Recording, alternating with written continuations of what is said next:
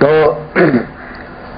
ایک تو فکر کی ضرورت ہے اور یہ غفلت سے بچنے کی ضرورت ہے. ہم غفلت میں ہیں اور غفلت کے بے شمار نظائر موجود ہیں. آپ کو نزلہ ہو جاتا ہے, کھانسی ہو جاتی ہے, بے چین ہو جاتے ہیں اور بے چین ہو کر ڈاکٹر کے پاس جاتے ہیں, اس سے دوائیں لیتے ہیں, دوائیں لے کر اس پر عمل کرتے ہیں. اس دوا پر حق تعالیٰ, عجیب معاملہ ہے کہ یہاں ایک اور نقطے کی بات سمجھ لیجئے کہ حق تعالیٰ شانہ یہاں دنیا کی جتنی بھی نعمتیں ہیں, دنیا کے جتنے اسباب ہیں, حق تعالیٰ شانہ نے اسباب کا تو حکم دیا کہ اسباب کو اختیار کرو. جب بھی کوئی تکلیف آئے اس کے تکلیف کو دور کرنے کے اسباب اختیار کرو. اگر بیمار ہو جائے تو علاج کرو, علاج اسباب ہے.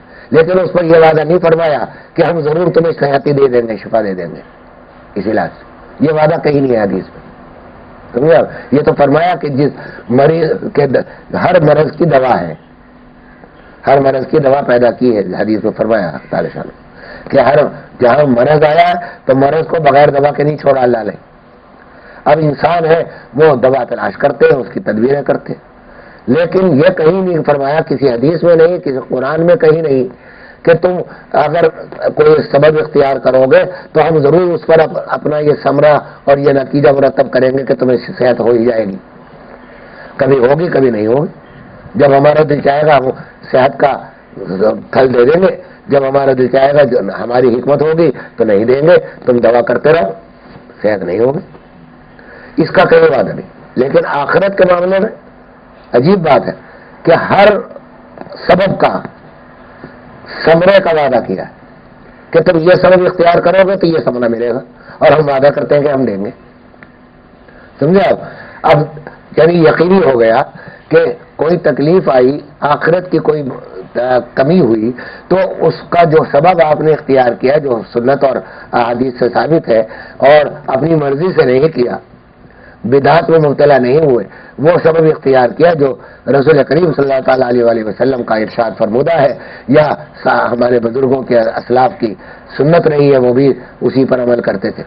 تو پھر اس پر ثمرہ یقینی ہے, اس میں ادنیٰ شبہ نہیں ہے. مثال کے طور پر اگر یہ فرمایا کہ قرآن کریم کے ایک حرف پر 10 نیکیاں ملتی ہیں, تو اگر ایک حرف پڑھو گے تو مل گئی وہ 10 نیکیاں. الف لام میم کہا تو 30 نیکیاں مل گئی, یہ جمع ہو گئی ہے اکاؤنٹ میں, یہ اس پر امرہ مرتب کر دیا اللہ تعالیٰ نے.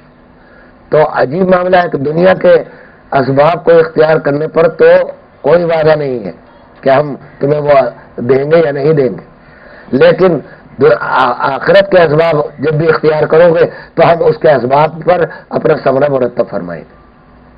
ایک آیت میں حق تعالی شان وہ فرما رہے ہیں کہ سابقوا الی مغفرۃ من ربکم وجنۃ عرضها السماوات والارض اعدت للمتقین.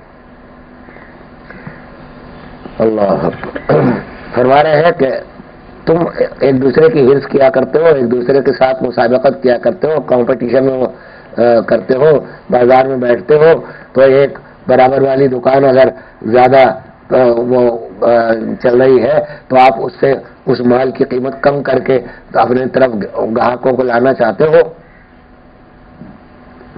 تو ٹھیک ہے, مسابقت تم اس دنیا میں کرتے ہو, لیکن ضروری نہیں کہ گاہک آ ہی جائے تمہارے پاس, اس پر یہ اثر مرتب ہو. اسباب تو تم اختیار کر لو, ٹھیک ہے, کبھی ہوگا اثر مرتب, کبھی نہیں ہوگا, کبھی تجارت میں فائدہ ہوگا, کبھی گھاٹا ہوگا, کبھی ملازمت میں دشواریاں آئیں گی, کبھی ملازمت باقی رہے گی, کبھی ختم ہو جائے گی, تو وہاں وعدہ کوئی نہیں.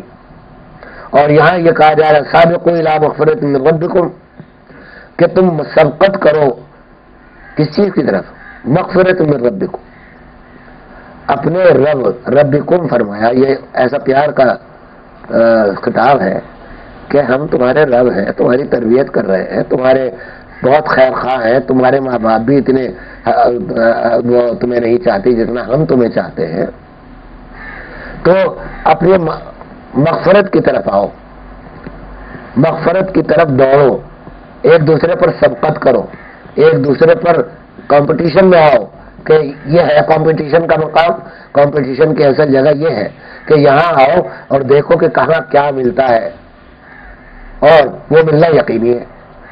اور پھر آگے فرما رہے کہ وہ جنت عرضها السماوات والارض، اور جنت جو ہے اس کے عرض جو ہے، عرض کہتے ہیں چوڑائی کو،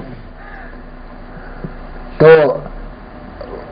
اس کا عرض جو ہے وہ سماوات اور عرض کو ملا کر بھی اگر کرو تو اس کے برابر ہے۔ وہ جنت عرضها السماوات والارض، لمبائی کا کوئی ذکر نہیں ہے۔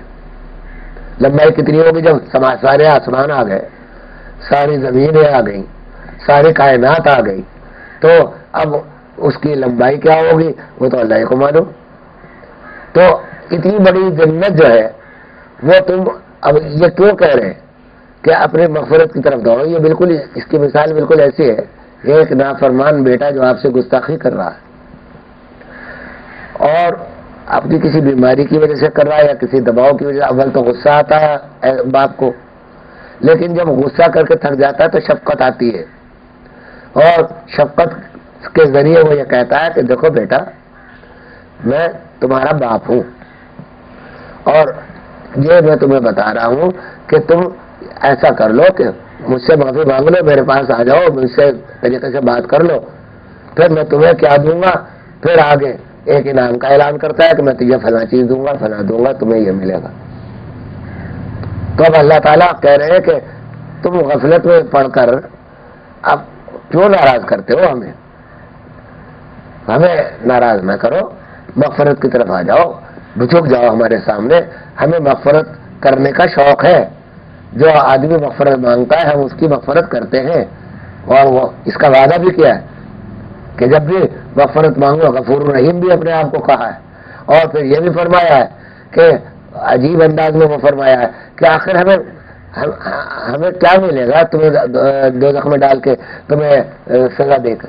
قرآن کریم کی آیت کا ترجمہ ہے کہ دوزخ میں ڈال کے ہمیں ہمارا کون سا فائدہ ہو جائے گا؟